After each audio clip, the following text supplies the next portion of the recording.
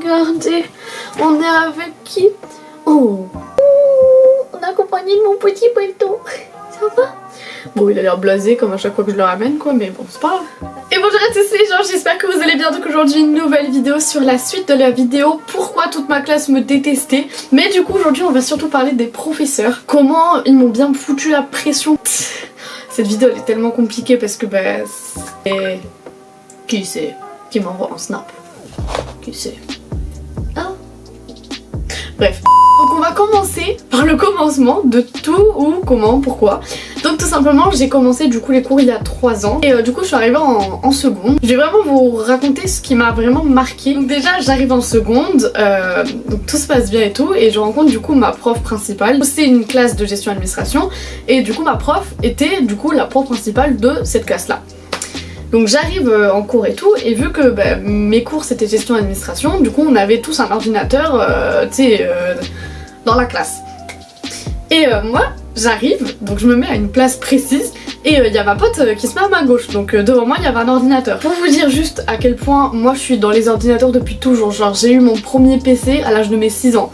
Donc pour vous dire que je sais allumer un ordinateur, je sais comment marche une souris et un clavier. Donc tu vois de quoi il est arrivé. J'allume l'ordinateur, mais en fait il s'allume pas. Genre il y a rien qui s'allumait, l'ordinateur il s'allumait pas, l'écran non plus et tout. Et du coup moi je reste bête, et surtout que elle disait oui allumez tous et dès que vous avez tous allumé on passe à la suite. Sauf que vu que moi j'avais pas allumé, bah tout le monde m'attendait. Du coup il y avait la prof qui râlait. Et moi je disais mais il y a un problème avec l'ordinateur. Je fais ok attendez. Je vous jure, je descends, je prends mes pieds, je descends et en fait je regarde et en fait bah effectivement l'écran n'était pas branché du coup à l'ordinateur. Donc déjà de 1 il ne pouvait pas marcher, et de 2 l'ordinateur n'était même pas branché lui-même. Genre du coup il y avait rien qui marchait. Et moi du coup je regarde la prof et je fais ah mais c'est normal que ça marche pas, c'est rien qui est branché. Et elle me fait ah bon mais c'était pas branché, ah pardon je m'excuse. Du coup elle s'excusait parce qu'elle était en mode, en gros elle me sous-estimait trop, genre elle pensait trop que je savais pas allumer un ordi. Au début je vous jure avec cette prof j'étais genre grâce à chouchoute, parce que je faisais grave bien ses devoirs et tout. Genre même je lui écrivais ses cours carrément, genre à chaque fois elle me demandait oui Hélène tu peux m'écrire mon texte pour le cours du lendemain et compagnie. Moi j'étais en mode oui y a pas de problème, genre moi je faisais tout. Et arrive du coup la première. Bon après vous savez que du coup j'ai été harcelée fin seconde, donc si vous avez pas vu la vidéo bah n'hésitez pas à aller la voir, mais pour vous résumer un tout petit peu, genre bah, y avait ma classe, toute ma classe qui était contre moi. Du coup je n'étais plus du tout allée en cours pendant 3 mois, genre les 3 derniers mois du cours. Donc, ah non, vu qu'il y avait les vacances d'été, du coup après 5-6 mois je suis revenue en cours. Donc du coup j'arrive en cours et tout, et on avait un oral. Et justement, la prof du coup qui disait que j'avais pas allumé un ordinateur, elle m'interroge sur l'oral et tout. Et genre moi, justement cette prof là, elle me disait oui, on a remarqué que tu influences beaucoup tes amis sur le fait que t'es beaucoup absente et tout. Et moi j'étais en mode ok alors genre je sais que je suis absente, genre je suis une fille tu vois. Mes absences elles sont surtout pas justifiées, mais c'est juste parce que j'ai surtout beaucoup eu la boule au ventre à l'époque du coup d'aller en cours. Et genre eux ils comprenaient pas que j'ai été harcelée, que ça m'a traumatisée, que j'ai perdu beaucoup de poids, que genre non, eux pour eux c'était genre normal ce qui s'était passé dans la classe tu vois. Dans aucun cas j'ai influencé mes potes à ne pas venir en cours avec moi, enfin genre c'est eux-mêmes qui ont pris la décision de pas venir en même temps que moi. Ça commence bien, l'année de première elle commence bien. Et du coup les cours se passent, je continue un peu à être absente, genre j'essaie vraiment de faire du bon boulot, malgré moi j'arrivais pas trop dans certaines matières, mais c'est pas grave tu vois, genre peu importe. Et fin d'année première justement, bah justement il y a eu le confinement il me semble. Donc du coup j'ai eu le BEP, et c'est là où tout a commencé.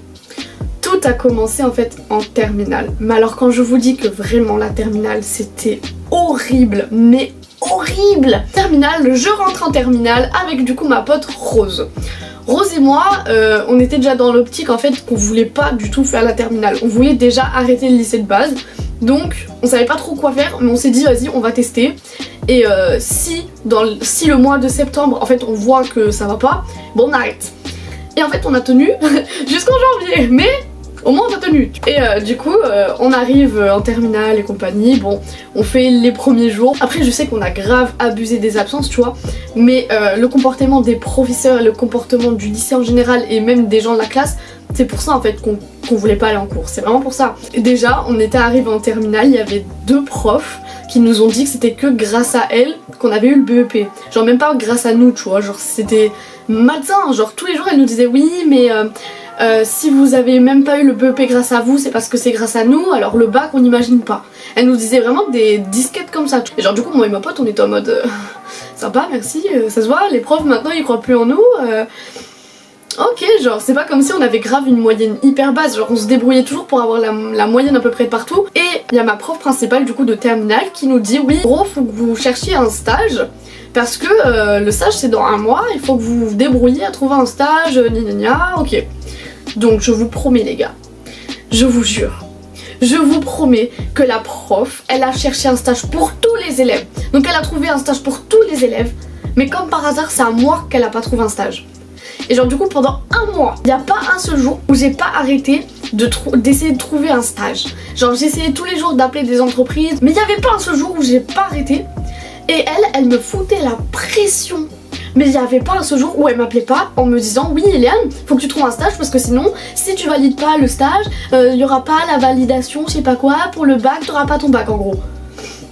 Tous les jours pendant 1 mois, elle m'a dit ça.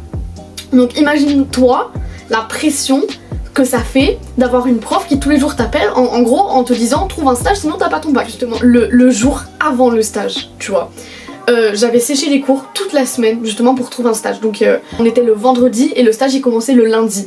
Et genre ma prof elle m'appelait et tout, elle était en cours avec ma classe justement. Et j'entendais tous les gens de la classe qui se foutaient de ma gueule en gros parce que j'avais pas trouvé de stage. Et genre moi j'étais en train de m'énerver. Elle me disait mais non mais tu vas trouver, mais faut juste que tu trouves. Ah ben merci, ça fait 3 mois que je cherche tu sais.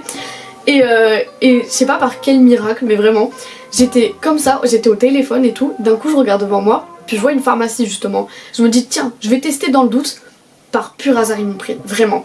Et là ça a été un soulagement mais complet de me dire que du coup je vais pouvoir passer mon bac. Genre du coup aussi pour le bac je devais faire des fiches Cerise Pro. Donc c'est des fiches de 5 catégories et du coup dedans tu étais censé mettre genre par exemple ce que tu avais fait pendant ta période de stage. Et genre justement je comprenais pas parce que les 2 profs elles me disaient que bon, en gros elles validaient.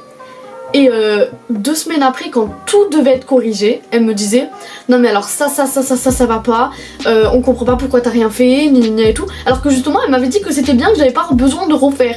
Et du coup moi j'étais en mode mais je comprends pas, genre tu me dis pas de refaire. Et genre le stage se termine, donc après 1 mois, je retourne en cours avec ma pote et tout. Et genre un jour j'étais passée justement devant la salle des profs et j'ai entendu ouais de toute façon elle préfère faire ses vidéos que travailler. Mais genre vraiment par pur hasard je suis passée devant la salle des profs et par pur hasard j'ai entendu ça. Sachant que dans le lycée il y avait que moi du coup qui avait une chaîne YouTube. Et ils savaient du coup que j'avais une chaîne YouTube parce que genre j'avais montré.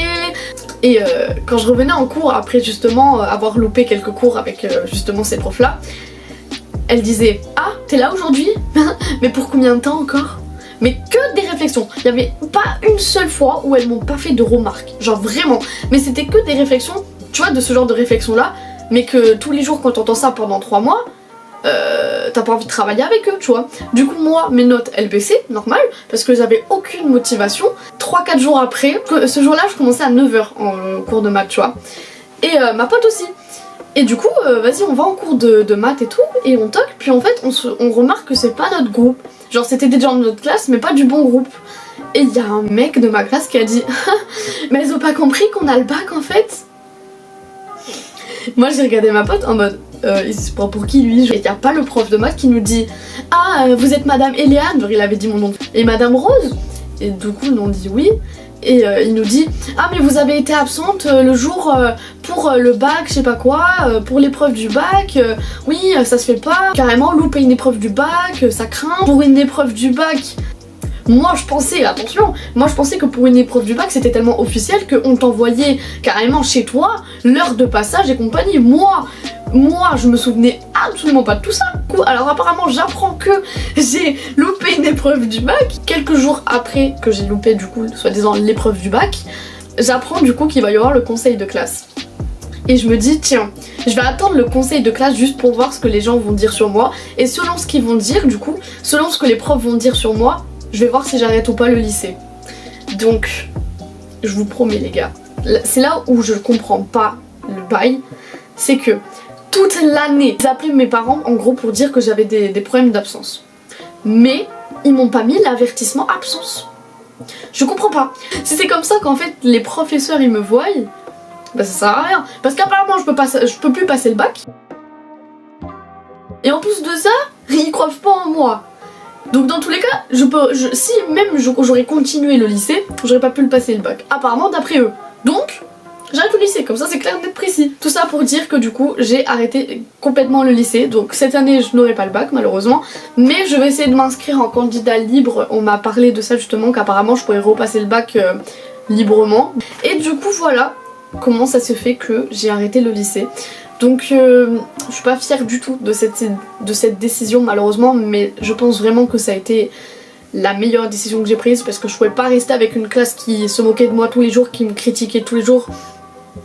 Je pouvais pas rester avec des profs qui me rabaissaient tout le temps. Et je pense en fait qu'ils se sont pas rendus compte du mal justement que les mots peuvent dire. Genre pour eux en fait c'est rien, mais pour une élève qui est au plus bas, c'est quelque chose. Et du coup voilà, donc les amis, c'est la fin de cette vidéo. Franchement j'espère qu'elle vous aura plu. Donc moi je vous dis à bientôt, profitez de la vie, faites attention à vous et bisous à tous.